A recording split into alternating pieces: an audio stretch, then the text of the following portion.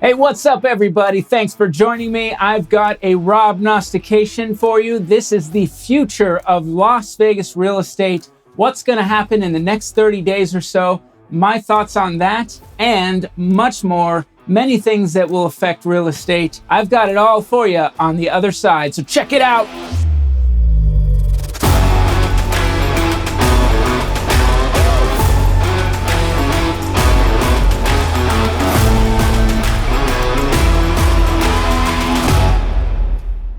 Hey, thanks for joining me, everybody. If you take a moment to subscribe to this channel, I guarantee you will not be disappointed with the content I provide along the way. I think I've been giving people realistic expectations of what's happening, what's going to happen, so on and so forth, especially if you're interested in Las Vegas real estate, because all I care about are houses and you, and I want you to know what I know. So that's what I'm here to do. So check it out, y'all. I got the Robnostication. This is the prognostication on what's going to happen ahead in Las Vegas real estate. And maybe a little general stuff included, which is would be across the nation in the US of A. All right, folks. So check it out. This is where we are. We are going to look at next week. We're going to see what the Fed says about raising interest rates. Now, interest rates this week that I'm filming this, which is just before Monday, I popped this up. So April 22nd here. Anyway, what we got going on is I just saw that we hit 7% interest rates. That's right. The bond market must have gone down, and then that made interest rates go up. I was very thankful to have gotten a couple of people into contract before that rate change, before we started seeing higher rates, much lower rates for them actually, and we got them a rate buy down, so they're very happy. But that 7% is concerning, especially with what's coming next, with concerns to the Fed and what they're going to do. Now, the word on the street is there's like over 80% chance they're going to raise it to 0.25%. You know, I can't argue with the word on the street, but I'd like to. I would love to see that rate not change at all, because it has been really hurting, obviously, real estate business. I'm thankful to have been in this business for a long time in Las Vegas, Nevada. So I'm doing well myself. You know, could be better always, of course, but I'm doing business, right? There are some people in this business that are doing zero. They are having a tough time because there is so low volume. Now, the good news is when I check out the 7-day market update, which I'm going to continue sharing as much as possible. This time, I'm just going to give it to you real quick.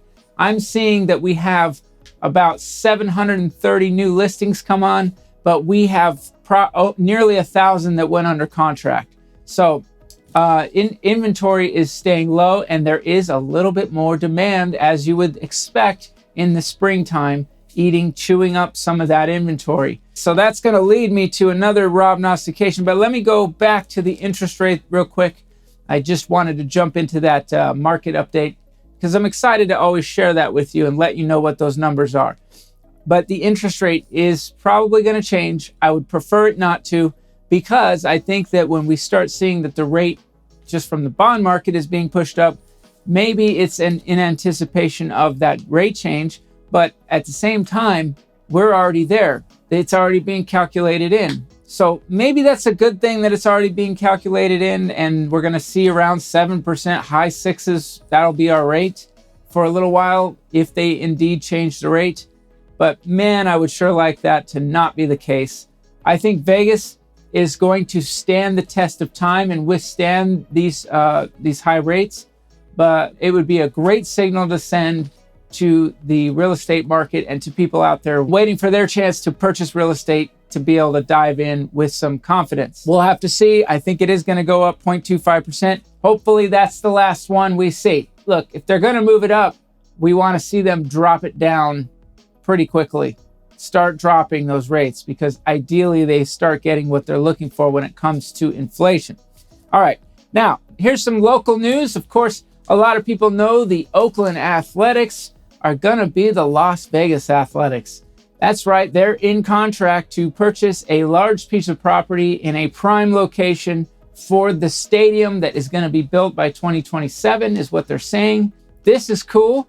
This is definitely great for Vegas. I was not a proponent of Major League Baseball coming to Las Vegas when it was originally proposed many years ago, because, you know, everybody was on this big, okay, we got hockey, now we're getting football. Now, logically, let's just get baseball and basketball in there.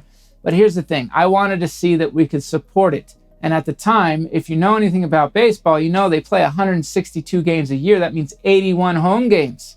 And that's not including if they get in the postseason. So that's a lot of games to fill a stadium, fill a ballpark with. Now that I've seen where Vegas is heading and where we've gone, I do think we can support it. And here's my Robnostication. It's an easy one. Oakland A's fans, or A's fans in general, will be moving to Las Vegas if they haven't already started making those plans. I think people are looking to get out of California, and especially in maybe an area like Oakland, they might want to come to Las Vegas, Nevada, now that their team's coming on all the way over here. And here's another very cool thing about that, is that we're going to see Major League Baseball in a AAA park here in Las Vegas, if indeed this all goes down, which it does look like it is. That's at Las Vegas Ballpark, where the Aviators play. And boy, that's right in my backyard. I'm going to be there for sure, especially if I see those Orioles on the schedule, which they are on the A's schedule every season. So it's coming, folks. The Yankees games, the Red Sox games are going to be outlandish over there. I mean, it's just going to be stupid. As soon as you have a chance to grab tickets on that, when that all takes place, I would grab them up. Here's another thing I'm going to predict. They are asking for $500 million in state funds. The ownership would like to help them come here. As many know, the Raiders got $750 million to come here. So the Athletics, of course, are trying to ask for that. Now, here's the thing. A lot of people go, you know, we're giving up our tax money. First of all, we have no state tax. Of course, this money could be used elsewhere, but would it? Probably not, because here's the deal. The last time it was done via a 1% tax from the hotels, okay? The hotels agreed to a 1% room tax that would then, over time, fund the $750 million. City of Las Vegas, or maybe it's county, I don't know. But we did here in Vegas pay for some roadways, and we were already set. Some of this is already budgeted and being worked on right now in that area to make the roadways better. Because my goodness, if you got all these stadiums there and all these people going in and out, you need better roadways. That is happening. Probably a big reason why they ended up choosing this area, because there was a lot of upgrades already happening to the freeway and exits and whatnot over there. Will this $500 million affect people? No, probably not. And it maybe still is going to be negotiated on how much they actually get. And this will be something that the casinos will look at. Now, in a perfect world, we'd like to see this money go to education and things like that. I know people always bring that up. But the thing is, first of all, we do put billions into education here every fiscal year. We have something like the fifth or sixth, I'd have to look it up, it keeps changing, fifth or sixth largest school district in the country, which for Las Vegas and its size is ridiculous that we have that large of a school district. That's my personal opinion. I think if we broke it up and we did a little bit more micromanaging, so to speak, and a little more competition throughout the schools, that we would see a better result in what we're getting out of our schools. But folks, money is great. It doesn't solve the problems. We need real creative thinking, not even creative thinking, real thinking here. And this has to do with people, in my opinion. This has to do with people and caring and the right plan of action. Now, unfortunately, when you get into a big, bureaucracy, so to speak, a lot of people can raise money, but does money really raise the grade levels? To me, it has not. To me, that has not been the evidence there. So I just wanted to comment about that really quickly, because those are my thoughts. I do think that more of this sports stuff here in Vegas is going to lead to more tax revenue, which can be used for a number of things like education, policing, all the important things that we need in Las Vegas, Nevada. So here we go. One more thing, a couple more things actually. And this one right here is just an absolute joke to me. I started in this business in 2009 when everything was really going to shambles. And I saw what the lending and what the government did, through the years to sort of loosen up lending and allow people that were what they call at the time subprime lending. Okay, that means that people really didn't qualify that well for this stuff, but they were going to take the chance on them anyway and push those loans through. Now we're getting this stuff from the Biden administration. And, look, the federal government and their ideas right now have been really falling flat on me. It has affected my business quite a bit. If you know, real estate has really been affected. So I'm getting pretty annoyed. And this one here is basically punishment for good credit. If they pass this deal, if you've got good credit and you're about to buy a house, you now will have to pay more money so that the subprime credit, somebody with lower credit, can get better fees and rates and things like that. And right now, the way it's set up is that it's more of a reward to you if you have higher credit. I don't know about better fees, but you're going to get better interest rates and things like that. I think this is ridiculous. I think this is going back to a mindset of, it's not really a hand up, it's a handout, in my opinion. And it's hurting these people, in their entire lives. They've been told if you do, use your credit wisely and you protect it and you make it stronger and you do the right things, that you'll be rewarded. So now you're hurting those people. I think that's a ridiculous way to handle this. I just think we're going back to 2006 and before, when we just weren't making any sense with this stuff and we were trying to house people. If you have put your really hard-earned money and time and work into purchasing a property, it is very valuable to you.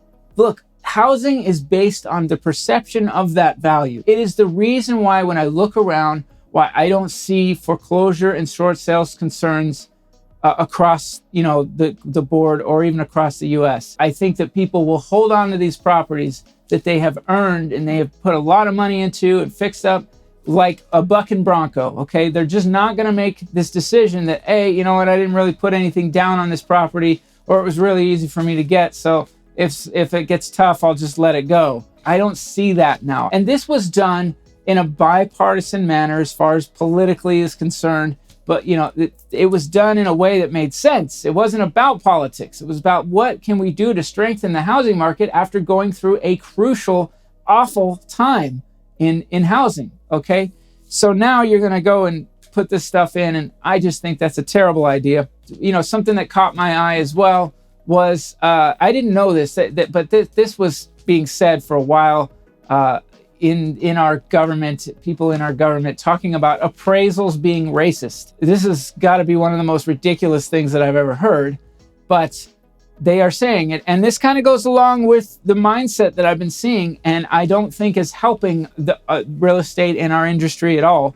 But to say that appraisals are racist and that basically, if you're this color or that color, you're going to get a different appraisal. In my experience, albeit anecdotal, and my mother's too, and hers, of course, is anecdotal, we've never seen anything even close to what has been described, which would basically say that, because this X person moves in here or these people live here, that we're going to make lower appraisals for the area. Some of this could come from buyer perceptions. If there are people that are, looking around at other people in an area and saying, I don't want to live there, and then deciding that that's deciding the value because there's less demand there for whatever reason. I guess that is racism, but that's not coming from the appraisals, folks. That's just not. That's ridiculous. This is another prediction of mine. I would hope that we flush out this kind of ideology in our real estate business. It's business, folks. Let's get good business done. Let's do good things for everybody. I think across the board and be as fair as possible. That's what I've always learned and what I think I've always done. And that's what I've always wanted to shine as an example out there in the world. All right, folks, that's it. I had a little bit more than I expected to say on here. I really appreciate you watching. If you got anything good or bad to say, please say it in the comment section. I love to hear from you. And in the meantime, please subscribe to the channel and have a great day. And I'll see you on the next one, because I'm Rob Howe and I'm all about houses and you. Everybody, have a great day.